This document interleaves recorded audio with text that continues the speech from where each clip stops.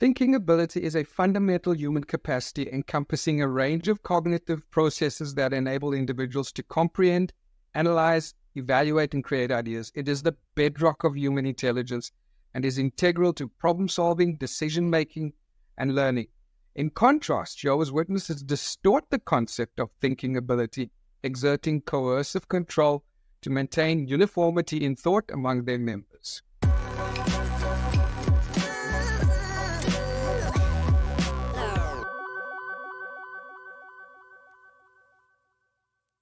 Thinking ability refers to the mental processes involved in gaining knowledge and comprehension. And these cognitive processes include attention, memory, producing and understanding language, solving problems, and making decisions.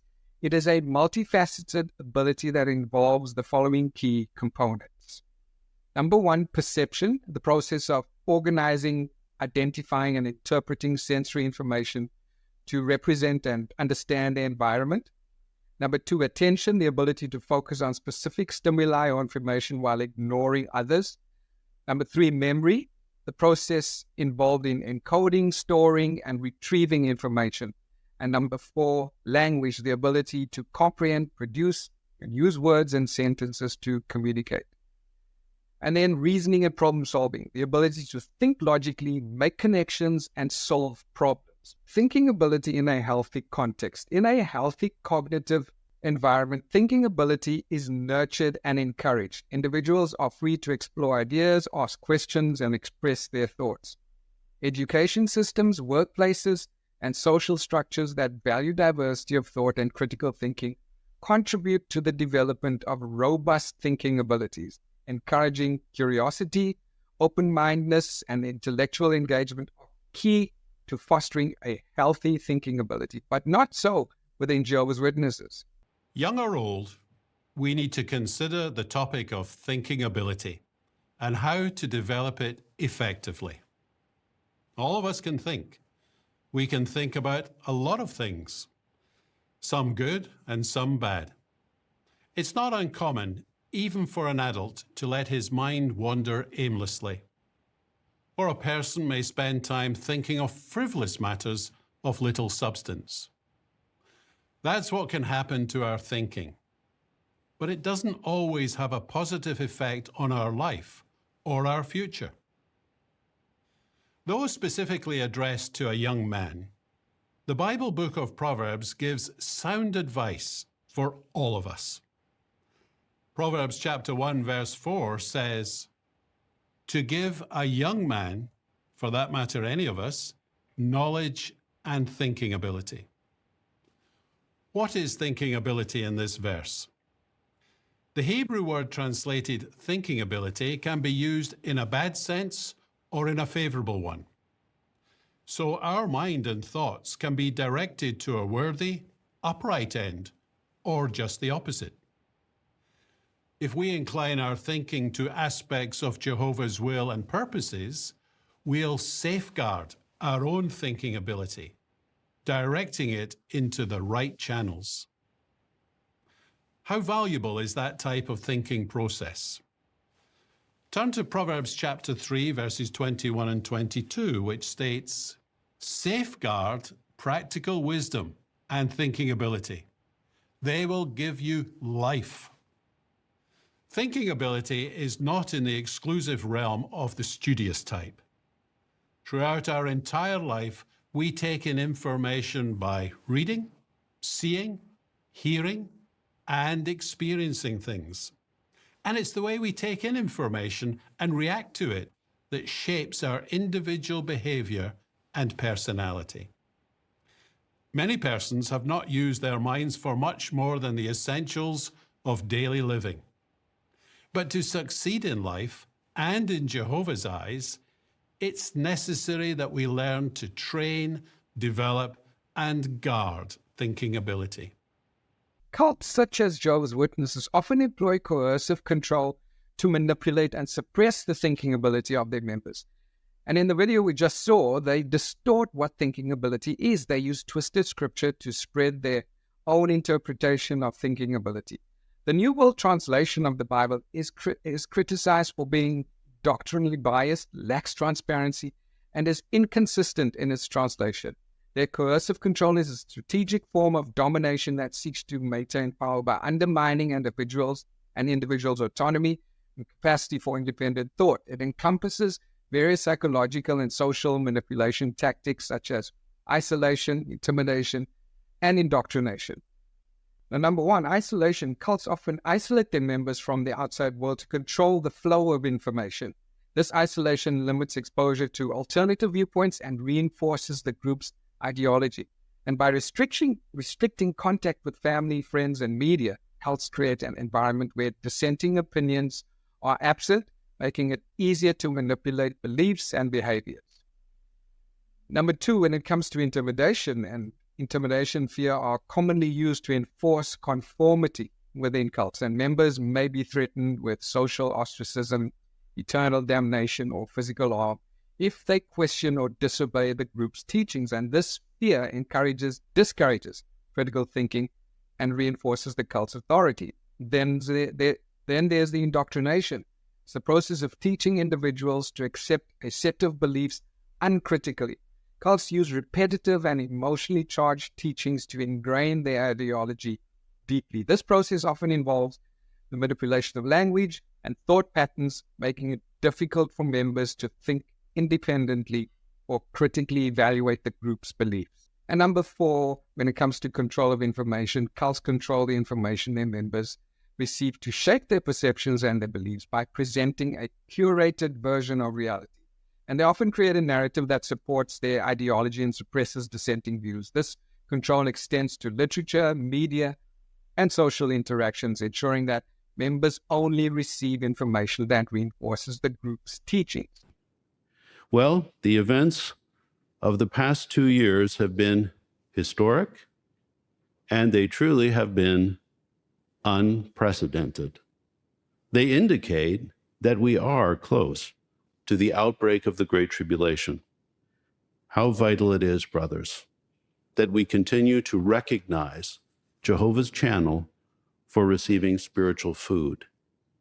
The November 15th, 2013 issue of the Watchtower mentioned key points for elders in particular to keep in mind as we prepare to face the attack of that coalition of nations that the Bible calls Gog of Magog. Now, I'm going to quote the article. This is what it stated. This is quote. At that time, life-saving direction that we receive from Jehovah's organization may not appear practical from a human standpoint. All of us must be ready to obey any instructions we may receive, whether these appear sound from a strategic or human standpoint or not. Now is the time for any who may be putting their trust in secular education, material things, or human institutions to adjust their thinking. Now, Jehovah's Witnesses provide a clear example of how coercive control can distort thinking ability. The organization employs a range of tactics to maintain strict control over its members' thoughts and behaviors. Number one, and they do that by number one, shunning and social isolation. One of the most effective tools used by Jehovah's Witnesses is shunning or disfellowshipping, or as they now call it, being removed from the organization. Members who question or leave the faith are cut off from their community, including family and friends. And this social isolation creates a powerful deterrent against dissent, as the emotional and social cost of leaving the group is extremely high. And then there's fear and intimidation. Jehovah's Witnesses use fear to maintain control over their members. The organization teaches that disobedience or questioning of doctrine will result in severe spiritual consequences, such as losing God's favor or facing destruction at Armageddon. And this fear discourages critical thinking and reinforces strict adherence to the group's teachings. And then indoctrination through repetition. Now, regular meetings and literature study sessions are central to the indoctrination process within the Jehovah's Witnesses. Members are required to attend multiple weekly meetings where they review the same material repeatedly. And this repetition reinforces the group's beliefs and discourages independent thought. And of course, the control of information. Jehovah's Witnesses control the information their members consume by discouraging engagement with outside sources. Members are advised to avoid literature, media, and websites that contradict the organization's teachings. And this control of information creates an echo chamber where only the group's ideology is heard, making it difficult for members to consider alternative viewpoints. The coercive control tactics employed by cults like the Jehovah's Witnesses have a profound impact on thinking ability. By isolating members, instilling fear, and controlling the information, these organizations suppress critical thinking and promote conformity. And this distortion of thinking ability can lead to a range of negative outcomes, including, number one, intellectual stagnation. Members are discouraged from exploring new ideas or questioning established beliefs, leading to a lack of intellectual growth and curiosity. Number two, emotional distress. Fear and isolation imposed by coercive control can cause significant emotional distress, leading to anxiety, depression, and other mental health issues. Number three, the loss of autonomy. Members lose their ability to make independent decisions and think critically, becoming relied on the group's leadership for guidance. Number four, social isolation. The shunning practices employed by cults create a sense of isolation and loneliness as members are cut off from supportive relationships outside the group. All of us, both young and old, should think carefully about the following suggestions. Firstly, grow in knowledge of Jehovah. Proverbs 9 verse 10 says in part, knowledge of the Most Holy One is understanding. Coming to know Jehovah is a blessing and a protection. We need to pray to Jehovah for insight when we study, apply ourselves to Bible reading on a regular basis, and immerse ourselves in the truth. We should talk to Jehovah in prayer as our closest confidant. This means using our thinking ability to convince ourselves that Jehovah's advice is the best advice. Now, to counteract the negative effects of coercive control and promote healthy thinking ability, it is essential to encourage environments that foster critical thinking, open-mindedness, and intellectual curiosity. And this brings us to critical thinking, which is a vital aspect of thinking ability.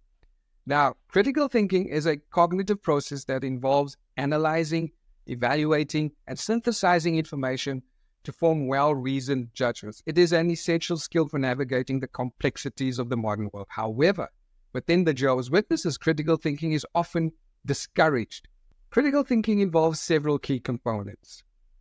Number one, analysis, which is breaking down complex information into smaller, understandable parts. Number two, there's evaluation, assessing the credibility and relevance of the information. Then there's inference, drawing conclusions based on evidence and reasoning. And then explanation, communicating findings clearly and effectively. And then there's self-regulation, reflecting on one's own beliefs and adjusting them when necessary. Now, these components enable individuals to make informed decisions, solve problems effectively, and engage in independent thought. And it is crucial for personal growth, innovation, and social progress. Now, within Jehovah's Witnesses, however, critical thinking is often discouraged through centralized authority, fear of apostasy, and the control of information, indoctrination, and the emotional manipulation. And this discouragement has significant consequences, including intellectual stagnation, emotional distress, loss of autonomy, and social isolation. And I'll leave you with this quote by Walter Lippmann. We all think alike, no one thinks very much.